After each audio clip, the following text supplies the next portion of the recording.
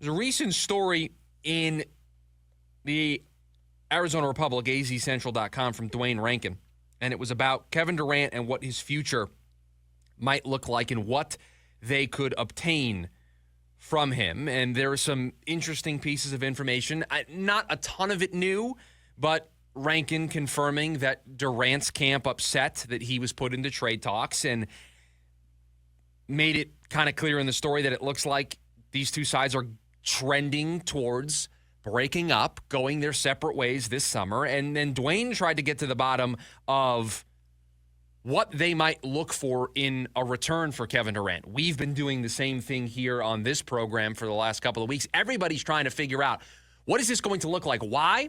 Why is everybody so laser focused on this? Well, if trading Devin Booker is off the table, and for just right now, on March 11th, we are going to put it to the side. It's going to be off the table today. I'm not saying it's off the table forever. I'm not saying I would be shocked if we had to put it back on the table, but for right now, trading Devin Booker off the table. We saw firsthand, it was excruciating. Day after day, report after report, how difficult it was for the Phoenix Suns to trade Bradley Beal. I don't want to go through that again. I don't think you want to go through that again. So for the moment, trading Bradley Beal, we know it's not going to happen. So you can't trade Devin Booker, or you don't want to trade Devin Booker, and you can't trade Bradley Beal. So those two guys go to the side. The reason why our entire focus is on Kevin Durant and what he could get in a trade in this summer is because this is truly the last escape pod left on the ship. I don't know if this is the plot to a sci-fi movie, but just go with me for the analogy. And if there is one, somebody can let me know if I'm just completely plagiarizing a movie script and I don't know the movie. But we're in space, and our ship is we're losing the space war right now. We're just getting destroyed by an opposing space faction. And we've realized we've got to get our people off the ship. We've got to do it. How many pods do we have? We don't have many, and we've used a lot of them. There's only a couple left. And the escape pods just allow us to reset for just a second. It's not a guarantee for safety. It's not a guarantee that everything's going to be perfect on the other side, but it's closer to perfection. It's closer to us getting to the other side. It's closer to us solving our problems than it would be to stay on the ship. Trading Kevin Durant this summer is the last escape pod for the Phoenix Suns. That's it. If they mess up, if they don't get back the right return, if they, in all of these trade talks that they're going to have with all of these teams this summer, if they identify the wrong players, they've identified the wrong players in the past to be fits here in Phoenix. They have to get this right. If they identify the wrong players, if they don't maximize the return, then they aren't going to be able to quickly retool this thing on the fly. And then you have to discuss, do we need to trade Devin Booker? That's why everybody is so laser focused on these pursuits, on this summer, and what they could get back in a Kevin Durant trade. Because this is it. If they are going to save this, if they are going to turn this franchise around quickly, if they are going to not have to bottom out and do what other teams around the league are doing because, one, they don't want to, two, they have an owner who has seemed to be allergic to the idea of bottoming out and tanking for a couple of years. They don't have their own draft picks, so bottoming out doesn't make a lot of sense right now. Those are all the reasons why you want to retool this on the fly and you don't want to bottom out. You have to get this right in order to keep you from needing to choose the bottom out. And the bottom out is we're trading Devin Booker. So Dwayne Rankin, in his story on azcentral.com, said that the most ideal return on a Durant trade is, quote, regaining 3 first-round picks and a young player as part of a multi-team deal tied to getting under the second apron. There it is. They just outlined everything to you. The Suns realize that being a second apron team is not just something that they can laugh at as they drive by. They understand now, because they've lived it for 2 seasons now, the ramifications of that and how it limits you from a roster building perspective. Good. I'm glad that they have clearly learned their lesson on this. The second apron needs to be treated like it is a hard cap, and going over it needs to be done very rarely, if ever. So good. I like that that is part of this plan. And then you see what they're trying to get back. 1 young player and 3 first-round picks. 3 first-round picks and a young player as part of a multi-team deal.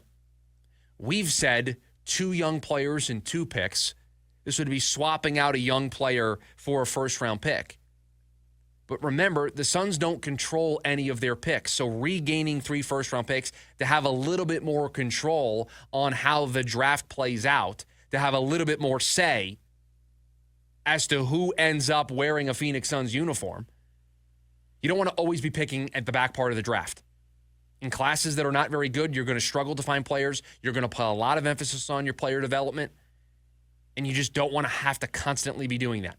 So I understand why you would ask for 3 first-round picks and a young player. Very much in line with what we think this team should get in the summer. We've said 2 young players and 2 first-round picks.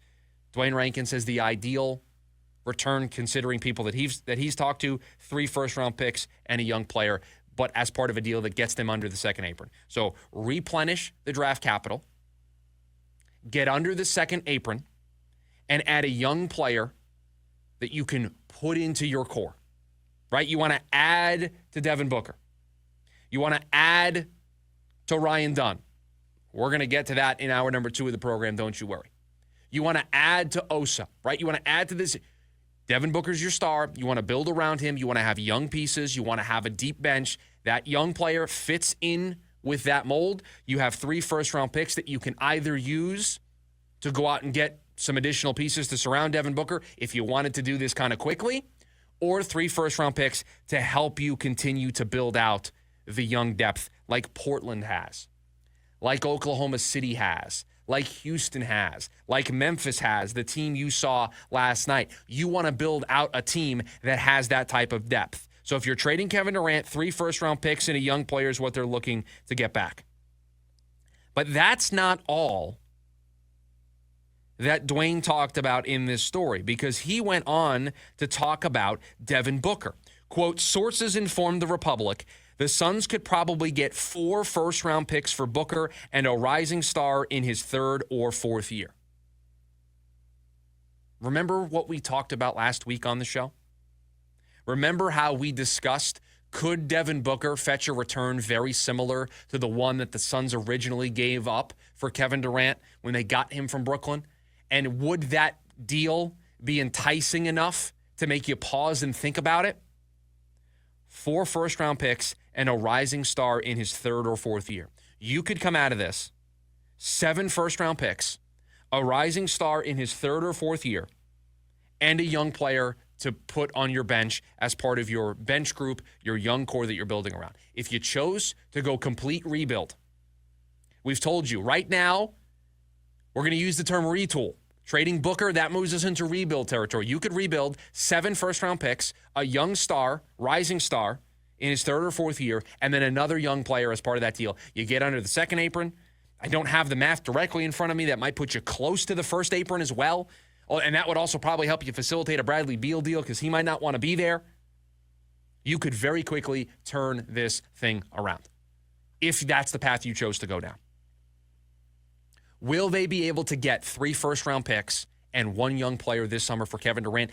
That is the burning question. That is the question that is going to determine how quickly the Suns will be able to turn this around with Devin Booker. If they struggle to get that type of return, then there might be some more pain ahead, and we may move closer and closer to have to putting a Devin Booker trade back on the table. I just told you I wanted to put it off the table. If you don't get the Kevin Durant deal right, if you misidentify the piece that's supposed to come in, if you don't handle the draft picks correctly, if you don't get that good of a return, we move closer to a reality where the Devin Booker trade needs to be put on the table, because that then is the way out of this. I think they are going to try to avoid that at all costs. And step one in that path is making sure you maximize the return this summer for Kevin Durant, who, by the way, had another excellent night last night. Vintage Kevin Durant game, 35 points, 7 of 9 from behind the three-point line. He tried to will that team to victory last night, just didn't get it done.